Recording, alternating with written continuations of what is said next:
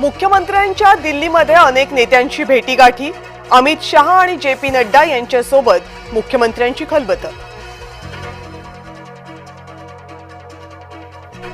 मंत्रिमंडळात फेरबदल होण्याची चर्चा, मुख्यमंत्र्यांना फेरबदलाचे अधिकार, उपमुख्यमंत्री अजित पवार यांचं वक्तव्य.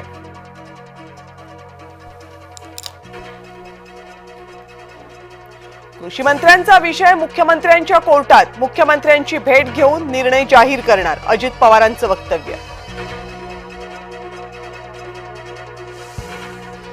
कृषी मंत्र्यांचा राजीनामा घ्या नाहीतर आंदोलन करू, छावा संघटनेचा अजित पवारांना इशारा. मारहाण करणाऱ्यांवर कडक कारवाई करा, विजय घाडगेंची अजित पवारांकडे मागणी.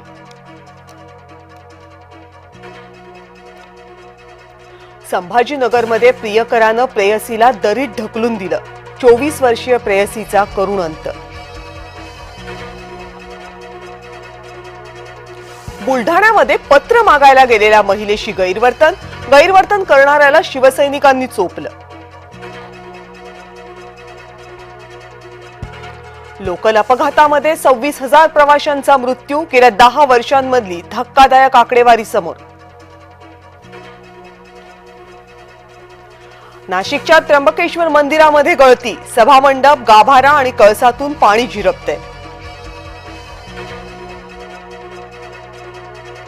राज्यभरात पावसाचं धुमशान, कोकण आणि विदर्भाला रेड अलर्ट तर ठाणे आणि पालघरला ऑरेंज अलर्ट.